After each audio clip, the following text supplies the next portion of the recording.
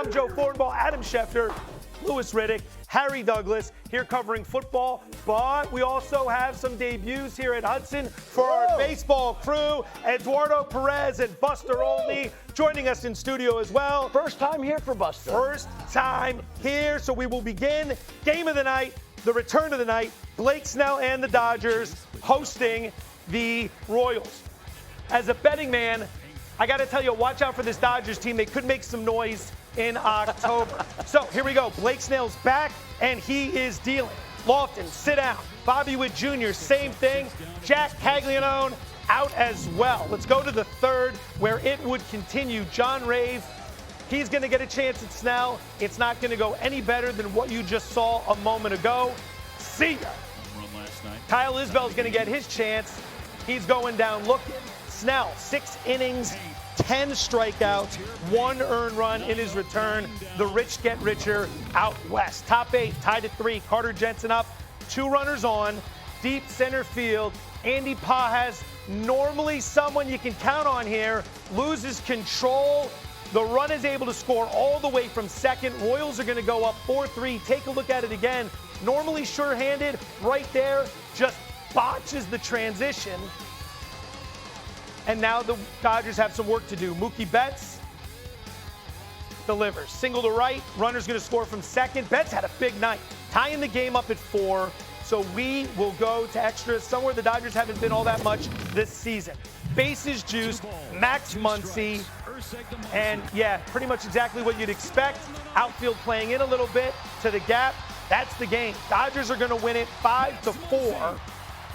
Ohtani gets the winning run. Dodgers 3-0 in extra inning games this season, only 3. Now for Muncy, that was his 7th career walk-off hit, and it's already his 7th go-ahead RBI since the All-Star break less than a month ago. That's tied for the most in MLB in that span, and the Dodgers are now 3-0 in extra inning games this season. So, welcome now to what we call the North Wall.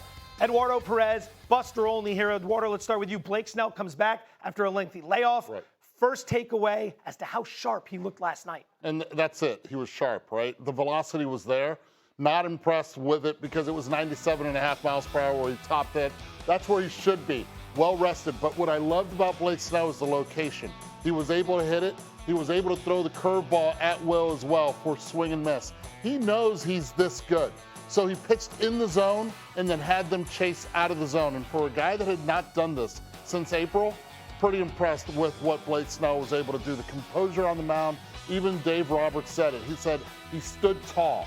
He stood taller than what he usually is. And that just tells you, with his composure, how dominant he could be and how dominant he's going to make this rotation. 15 missed swings for Blake Snell last night. Impressive. Missed swings. Looked fantastic last night despite the layoff. Buster, I want you to take a look at what the Dodger rotation looks like right now and what they could be featuring. I got to tell you, this team might be dangerous come October. It might be a little dangerous. The gritty, gutty Dodgers, right? I think in the postseason, you're going to line up Yamamoto in Game 1, World Series MVP in Game 2, Tarek Skubal, 2-time Cy Young Award winner. Game 3, Blake Snell, 2-time Cy Young Award winner. Game 4, I think Shohei Ohtani could be an opener in front of Justin Robleski, who didn't even make the graphic, right? And then you could follow him with Tyler Glasnow, Roki Sasaki. Eduardo's looking at me like I'm nuts.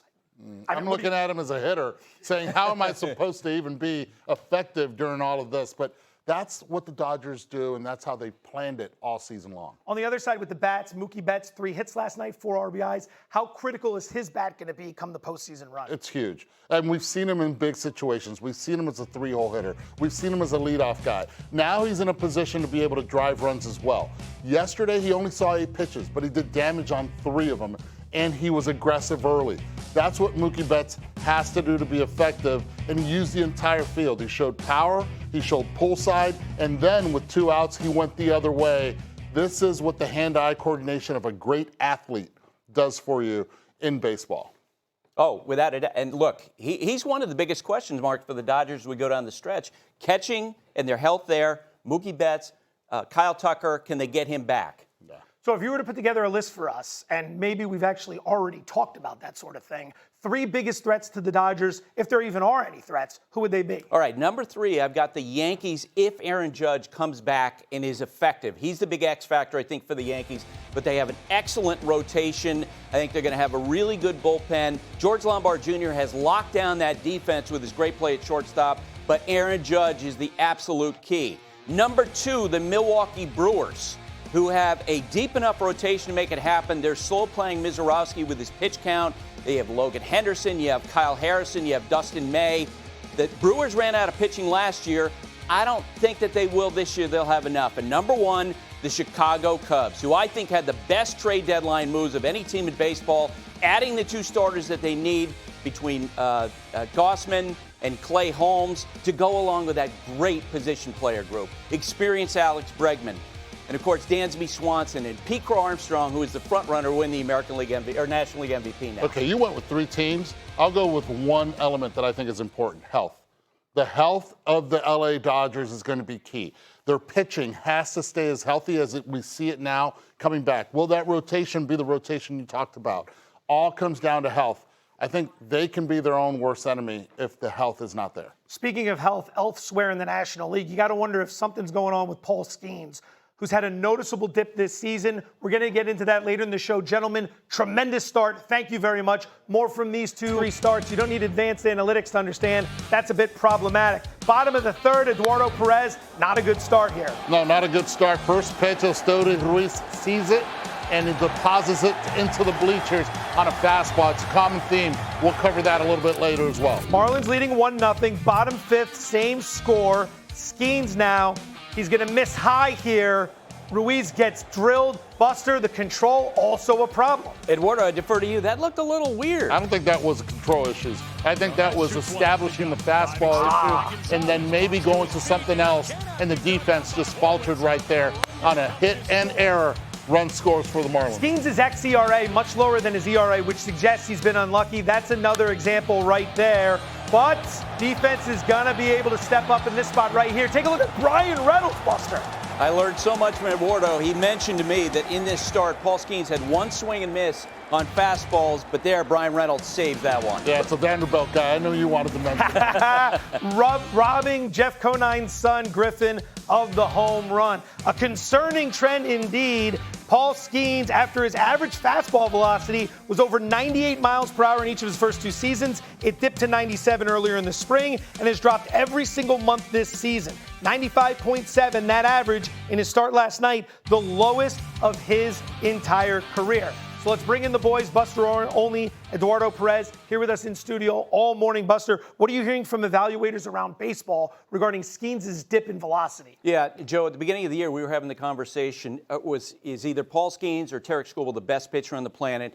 It's a very different conversation right now with his fastball velocity down 1.5 miles and the damage against him going up. The hard hit rate against Skenes this year is at 34% compared to 24% in his first season. Oh. So that is a huge difference in terms of having weapons to beat opposing hitters. And his ground ball rate has gone way down. They're getting the ball in the air, and they're doing damage. He had 4 strikeouts yesterday, and 3 of them were looking. Okay, and then he only had 1 swing and miss on the fastball. The splitter, the slider, the sweeper, whatever you want to call it, that's his swing and miss arsenal. But he did not even have that and did not have the control. Everything goes off the fastball. And if you want to see Paul Skenes execute well, the velocity has to play. Right. We look at the fastball right here. He misses right down the middle. Estudio Ruiz greets him at the front door and puts a run on the board. And now he's trying to be too fine, trying to hit the corners, getting a little frustrated. Again, up and in. And this one, Estudio Ruiz's next pitch he sees, up and in, establishing. You see the frustration on Paul Skenes. But it's one pitch that he must do, is control the fastball on the inside part to open up the rest. If he does not do that, that's what the Marlins can do when they pitch well. Let's not forget Yuri Perez did really well as well. Kept it in for the Marlins. But Paul Skenes, this is not the guy, Buster, that we're used to seeing. No, because when he started out, he would bully hitters, right, with that fastball velocity, which was so different. As of this morning, he does not rank in the top 10 among all pitchers in average fastball velocity.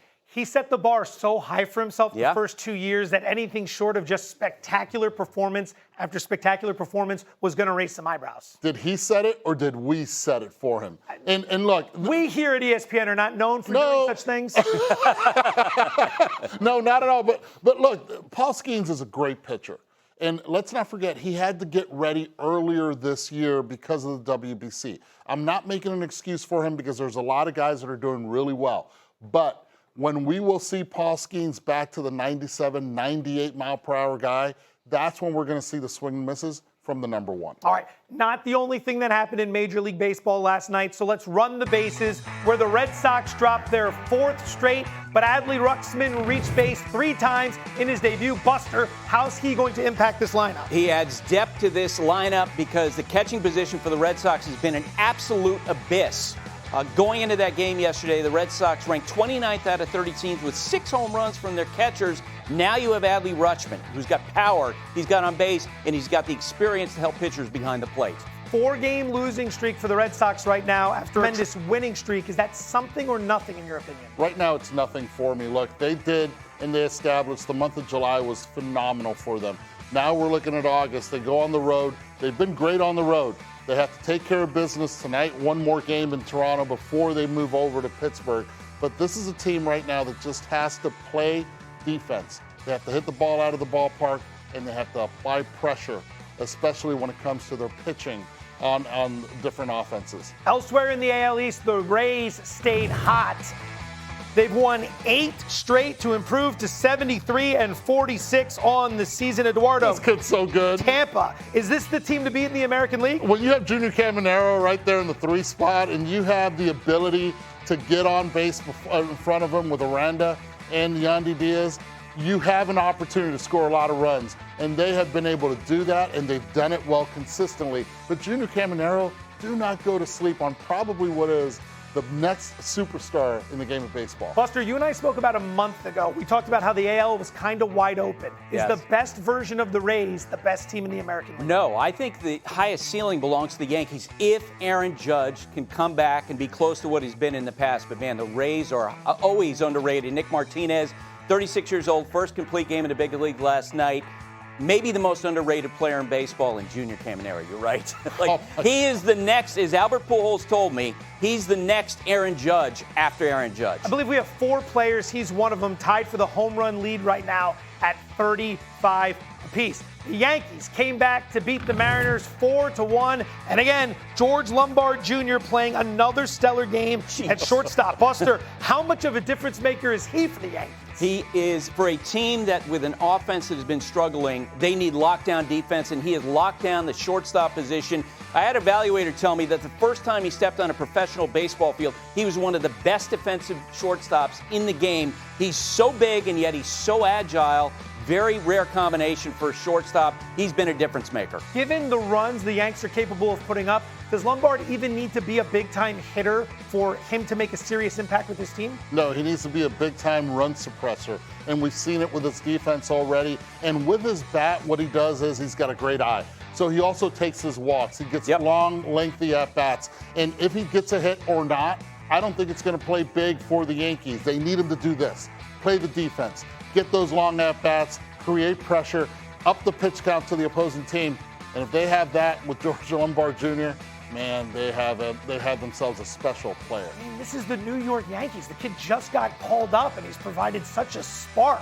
It's been incredible for them as they get set to hopefully sometime soon get Aaron Judge back in the lineup. We got a double.